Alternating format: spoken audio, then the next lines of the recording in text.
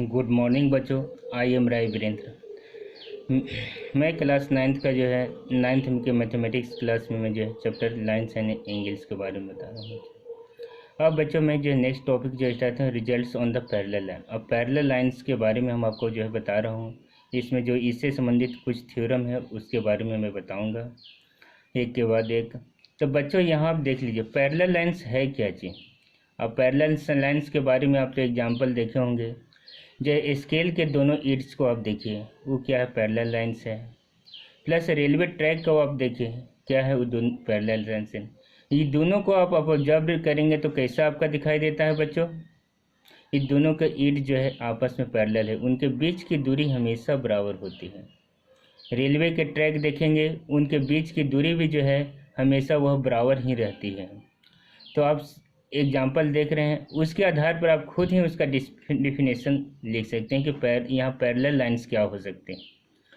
Parallel line क्या है, if the distance, अब अगर देखिएगा तो if the distance between any two line is always equal then these lines are called parallel line.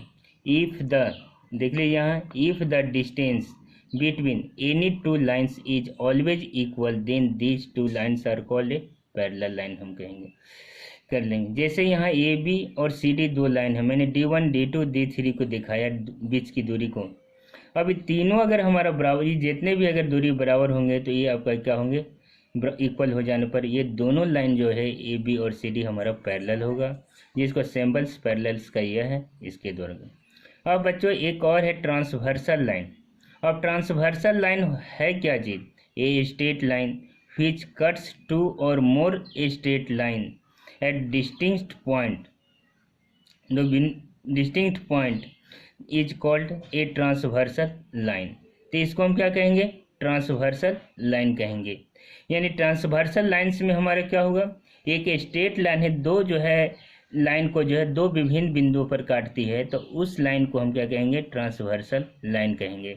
यानी ए straight line which cuts two or more straight line at distinct point is called a transversal line.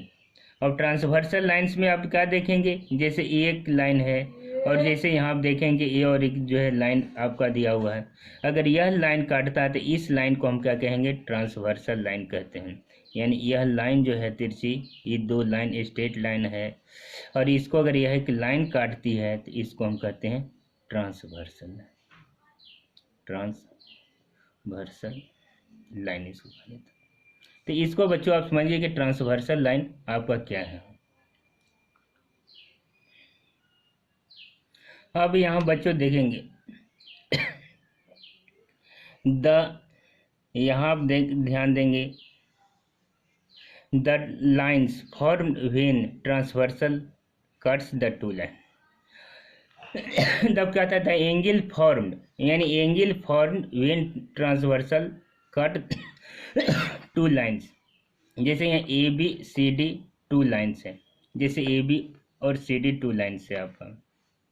P को यहाँ transversal line है, इसको ई और F बिंदु पर दो जगह कट करता है। तो बच्चों यहाँ न्यूमेरिकल वैल्यू में एंगल जो फॉर्म है उनका नाम मैं लिख दिया हूँ ताकि आपको समझाने में जो आसान हो सके। अब pair of the corresponding angle है, इसमें कौन होगा। अब करस्पॉन्डिंग एंगल हमारा पेयर में कौन होगा, एक एंगल ये है, एक एंगल 5 है, यानी 1 और 5 आपका जो करस्पॉन्डिंग एंगल होगा। 2 6 2 है आपका, यहाँ ये 2 6 है, ये आपका क्या हो गया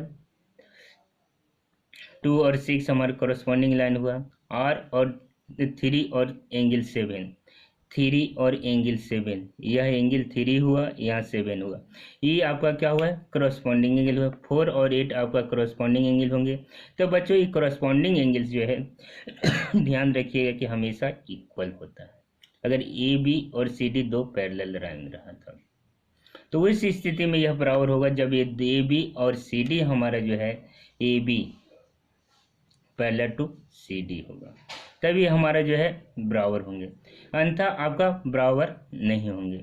अब pair of A alternate interior angle. अब अल्टरनेट इंटीरियर एंगल क्या है, अल्टरनेट इंटीरियर एंगल। तो बच्चों यहाँ आप देखेंगे अल्टरनेट इंटीरियर एंगल आपका कौन है, अल्टरनेट एंगल 4 और 6 आपका अल्टरनेट एंगल है, 4 and 6, 3 and 5 alternate interior angle है।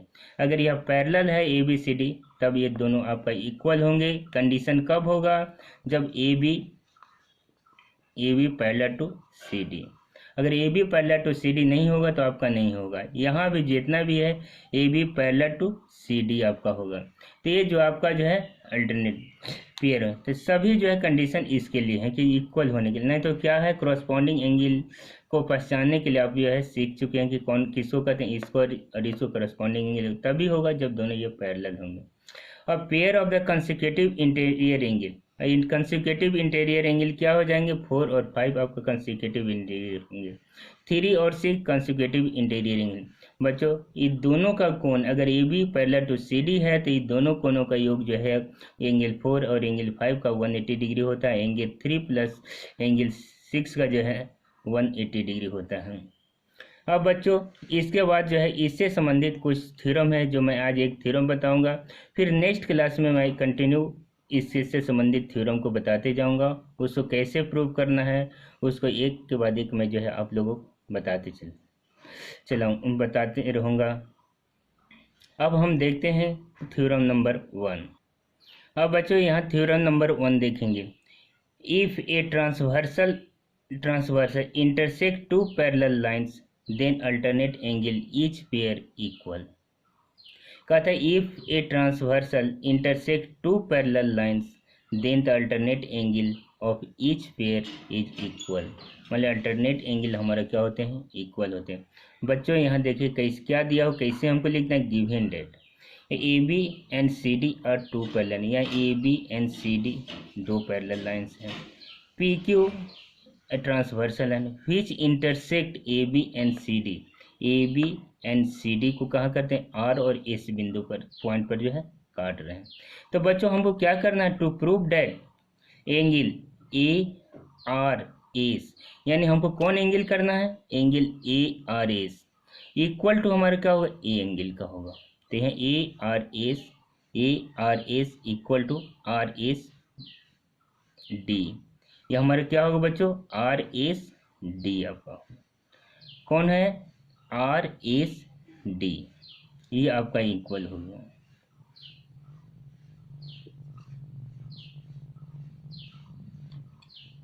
अब यहाँ बच्चों देखेंगे दूसरा है एस आर बी मान ई एंगल देखिए। फिर हमारा क्या है, आर ए सी है, आर ए सी दोनों हमारा जो है ई और ई जो है बराबर है। अब इसको जो है हमको प्रूव करना है। अब इसको कैसे प्रूव करेंगे, आप यहाँ देख रहे हैं कि ए बी और पी को इंटरसेक्ट, ए बी और पी को एक दूसरे को कहाँ काट रहे हैं, आर पर। अब ये क्या हो जाएंगे आपका, वर्टिकल अपोजिट एंगल होंगे, ये दोनों इक्वल क्या होगा, ये वर्टिकल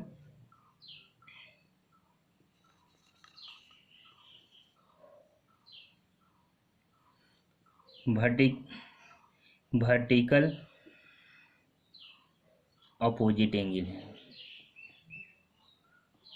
जिट एंगल।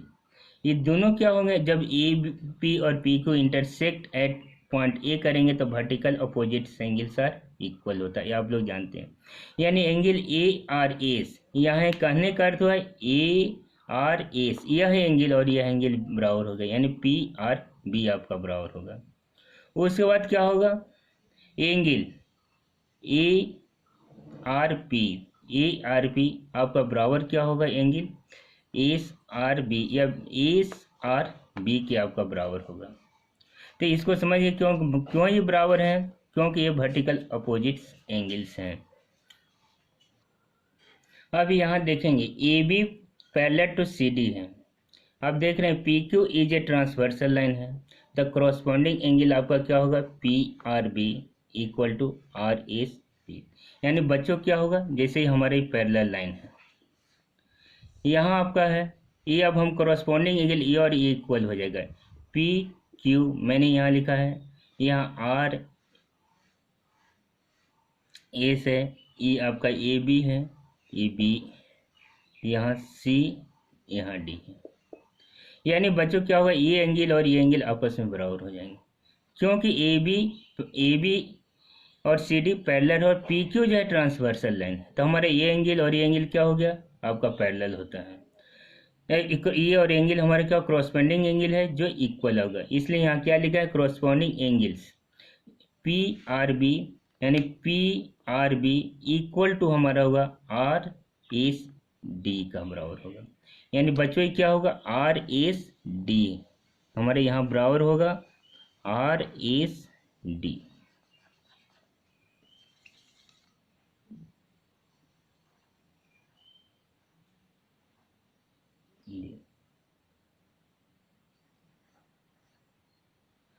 तो यहाँ आप समझिए कि अब यहाँ दिया हुआ ए आर, फिर यहाँ आप देखिए ए आर पी, माने यह एंगल और यह एंगल आपस में बराबर, क्योंकि एक क्रॉसपोंडिंग एंगल है, यहाँ लिख दिया क्रॉसपोंडिंग एंगल्स आपस में बराबर होते हैं, इसलिए A R P equal to R S C, R S S यहाँ और सी हुआ, आर एस सी यह एंगल आपका बराबर है। अब देखिए from first and second, from first and second में आपने क्या देखा कि हमारा देख रहे हैं कि यह एंगल और ये एंगल आपस में बराबर है, ये और ये आपस में बराबर है, तो यह और यह आपस में बराबर है, यानी ए आर एस, यानी कहने का अर्थ हुआ A R S equal to R S D, यानी क्या होगा आर एस डी के आपका यह एंगल के बराबर हो जाएगा, जो हमको प्रूव करना था। एक हो गया। उसी तरह आप देखेंगे थर्ड और फोर्थ, अब थर्ड और फोर्थ में क्या है आपका ये एंगल और ये एंगल आपको बराबर है, यानी सेकेंड में आप देखेंगे तो यह एंगल और ये एंगल आपस में क्या है बराबर है, इसलिए हमारा जबकि यह और एंगल बराबर है, इसलिए यह और ये दोनों जो है हमारा बराबर होगा, इसलिए आप लिख सकते एस आर बी माने एस आर बी माने यह एंगल और आर ए सी यह एंगल आपस में बराबर होंगे, जो सेकेंड प्रूव करना था। तो बच्चों आप इसे अच्छी तरह से समझ गए होंगे।